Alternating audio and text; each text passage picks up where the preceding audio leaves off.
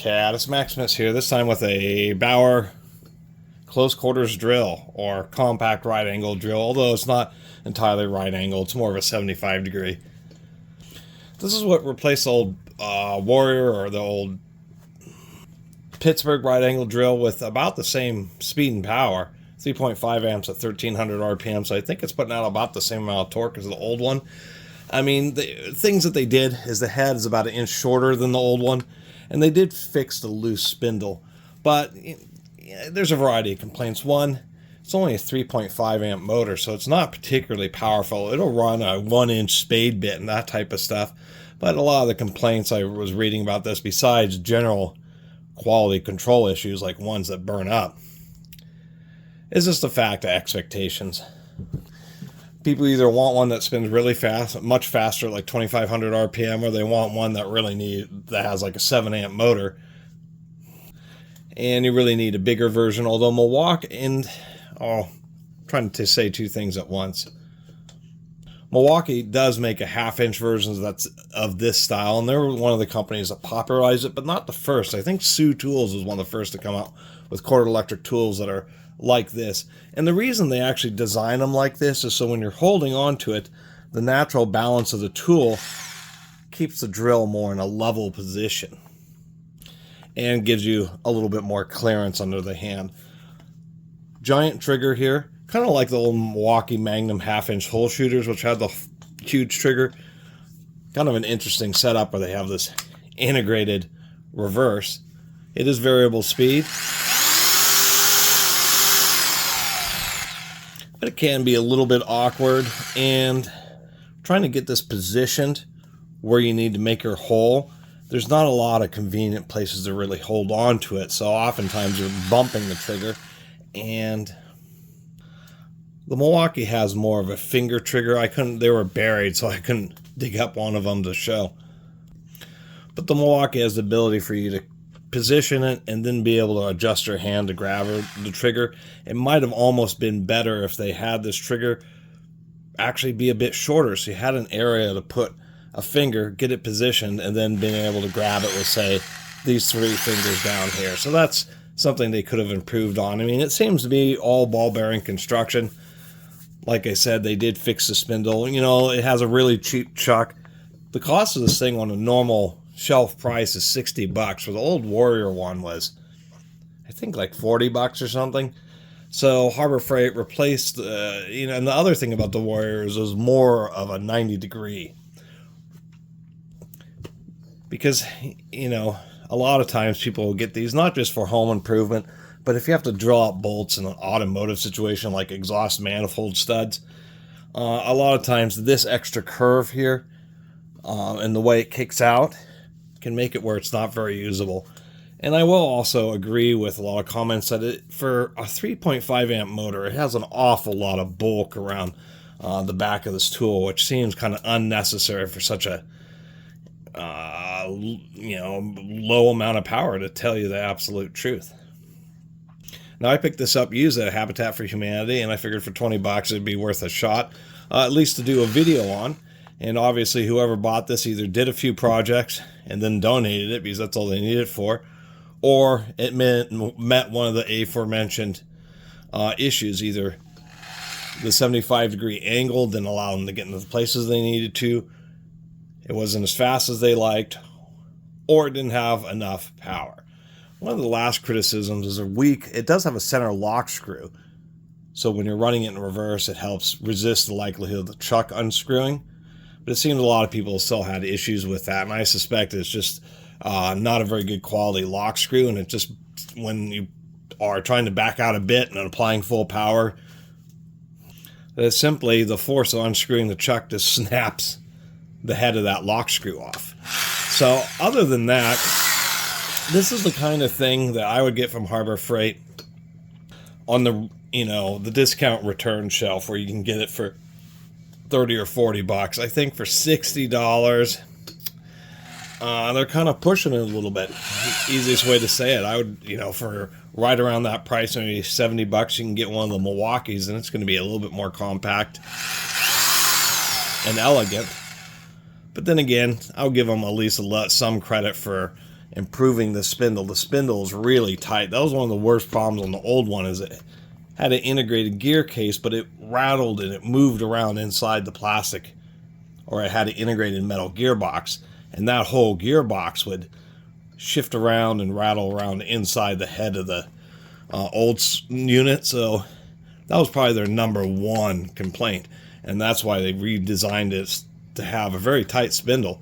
I mean, if you're somebody who uses one of these for, you know, some people who do lathe work, who are making like, you know, wood salad bowls and that type of stuff on wood lathes, oftentimes will use these kind of compact right angle drills to run various sanding discs to finish out those projects, and it'll probably work just fine in that situation.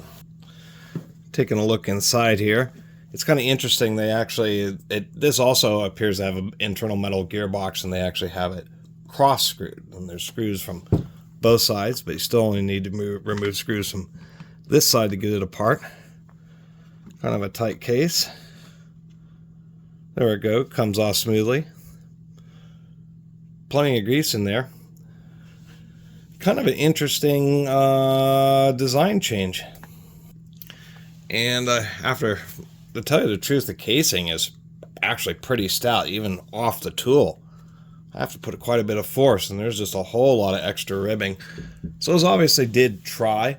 Now, me commenting about interesting design change is that they have a reduction here, and then it's double reduction, but the one stage is here next to the motor, and the other stage is in the head. Oh, well, there goes it is a steel dowel that this pivots off of. Finishing up here, like the Milwaukees and all that kind of stuff have the trigger mechanism and everything in this area. And so this reduction gear is here, and then a little bit forward what we have is our bevel gears. These are not 90-degree bevel gears, but they are indeed bevel gears. And a lot of ball bearings in this. Both sides of the motor, back side of there. To help keep the grease from running down into the trigger area, they actually did put a little O-ring. We have a ball bearing there, ball bearing up there, and another ball bearing down here. So those cross screws are going right into this little gear housing. This is what's keeping these bevel gears aligned. And I guess just to reduce a little bit of cost and potentially head width is why it actually has this open gap in there. As we can see, it's designed to actually, interestingly enough, if you take this apart, there's actually two pretty wide flats there. You could easily get a normal box wrench in this area. And so if you ever had a problem with this chuck coming loose, take it apart, lift up the gearbox, and use a little adjustable wrench, or it's probably going to be like a 12 millimeter or 14 millimeter open end wrench, put around those flats, and then put in the Allen wrench here and really torque it on, even put it in Loctite. It's kind of nice when that they include that, because it makes it a lot easier to deal with removing chucks or replacing them. If it gets rusty, oftentimes trucks can get so stuck that you'll blow out the gears trying to, use an Allen wrench or something to hit and loosen them. So including these flats really is a nice touch. These are helical cut bevel gears and pretty decent sized teeth. Look down in there. Pretty good on the input gear too. I mean, those are pretty thick.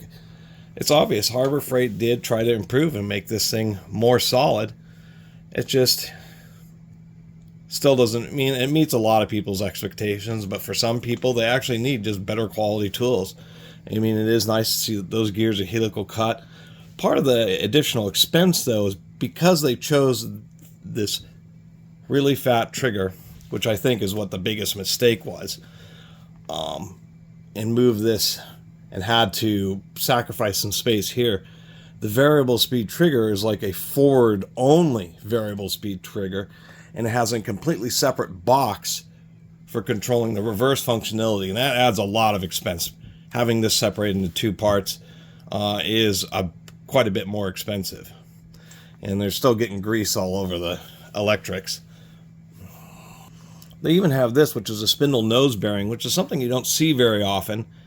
And many times with drills like this on a little 3.5 amp motor, most manufacturers wouldn't bother. It's not applying enough there's not enough power coming out directly out of the motor for it to actually bend the spindle over, which is the issue. If you have too much pressure, it's on the gear set, it starts to push the gears apart. And so that's what spindle nose bearings are doing, is providing support on both ends of that.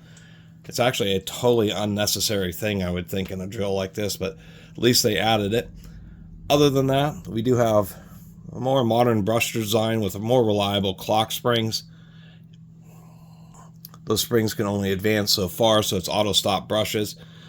Decent amount of, where's my light, varnish on the motor there, but just stamped contacts, you know, in a usual Chinese motor. And for some reason, and now I'm understanding why, at least on this unit, it actually sucks air into the middle of the tool and it exhausts it out the back, kind of like cordless tools, just because they didn't have space to put the fan up front here. And heck, look at this trigger switch, is rated at 8 amps, which is double rated. It's been a really long time since I've ever seen any power tool, much less a Chinese one, have a double rated trigger switch. The trigger switch is overspecified by about 225%, more than double, which is surprising. So, you know, for all the engineering that's in this, I think, you know, $60 is reasonable. It's just improving manufacturing quality control, and the fact that they probably should have kept around that old ugly orange Warrior one just for people who just really wanted a much cheaper unit. As far as build quality, I mean, this thing's pretty nice. Although I am seeing like some reflections on, like, this screw here has gotten partially stripped during assembly.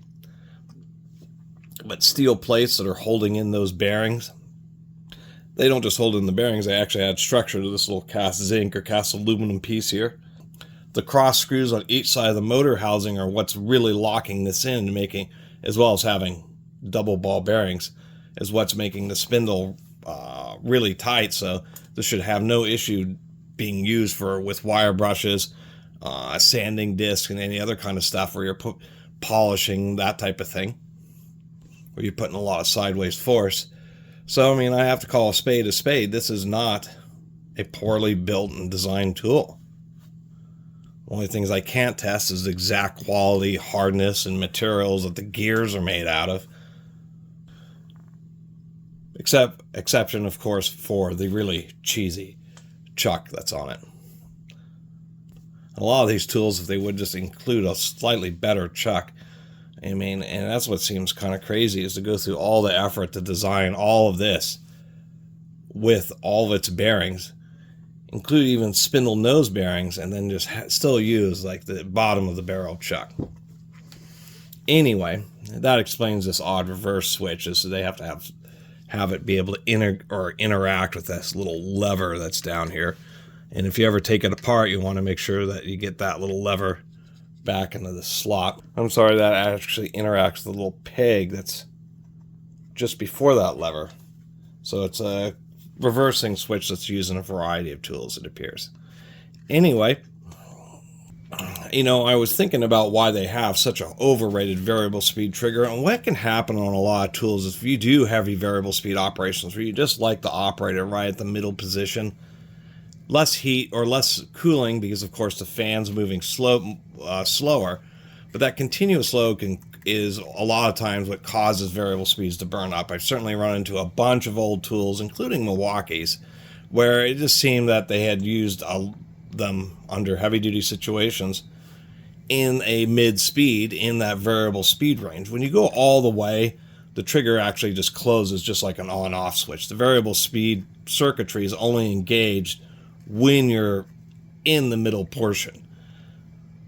That circuitry overheats and then pops, and what ends up happening is you end up with a tool that's variable speed, and it just doesn't work until you go all the way, and then it's just like a traditional on and off.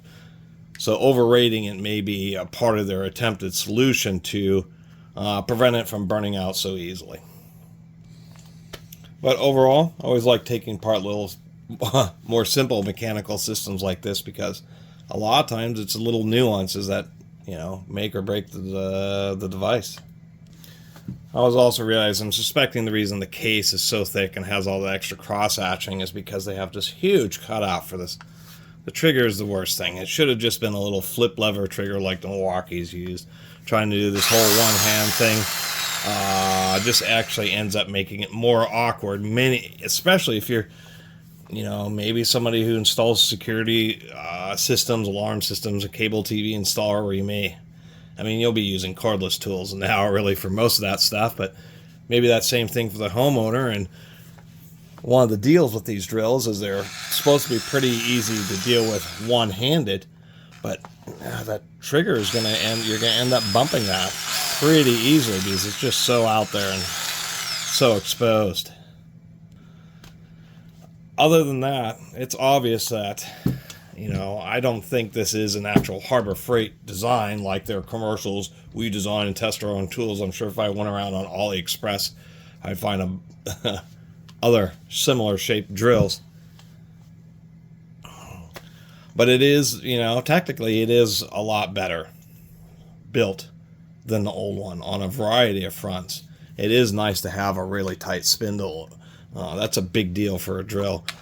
But if they're going to increase the price, they should at least increase the quality of the chuck, because that ends up being a source of frustration. These cheap sheet metal pressed on chucks just don't have very large don't have very big teeth, so they don't grip the bits particularly well. You have to really wrench them down.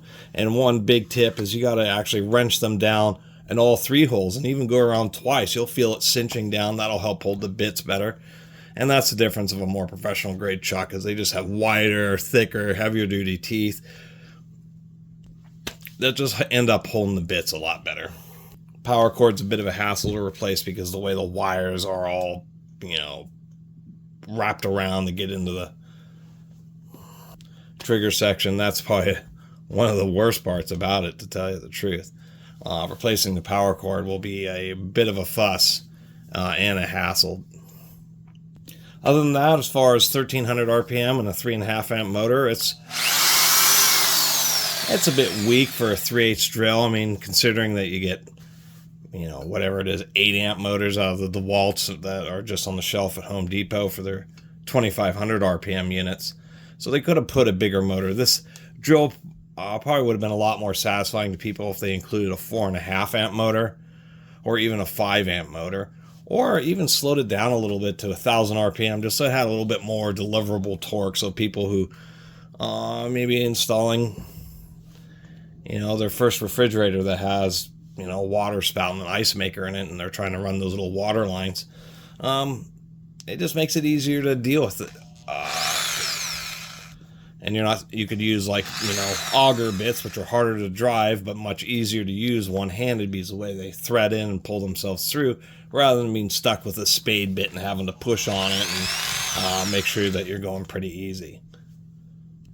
It also would have been nice if they had found some way, probably either a button in the back through here or somewhere up here, where you could have locked it on, because one nice thing about a drill of this angle would be for using it as a poor man's polisher, the easiest way, because dedicated polishers are dedicated tools that don't work very well as grinders because they spin so slow, but they're also expensive. Where this, if it had a lock-on trigger, it'd be much easier to use with polishing pads as well as general drilling duties.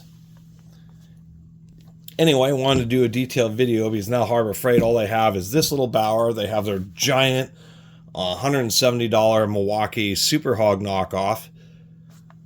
They have an actual 90-degree little 3/8 drill that's a cordless one that's a lot weaker than this. And then they have an expensive Hercules brushless cordless one. And that's kind of all Harbor Freight has for right angle drills. So if you want a little corded one, this is all they got. And to tell you the truth, I would recommend the Milwaukee or maybe the Makita. Makita has still makes some nice corded right angle 3/8 drills that are very slim heads and are truly 90 degrees. And that's I have one of those and I couldn't dig it up. But, you know, if you see this on the discount shelf for 35, 40 bucks or something, then it might, you know, it would definitely be worth having. For 60 bucks, it's got to be a project where you got to do it yourself, and you really do need just an absolutely short head on a drill, and this is the best option that Harbor Freight has. Anyway, thanks for watching. See you next time.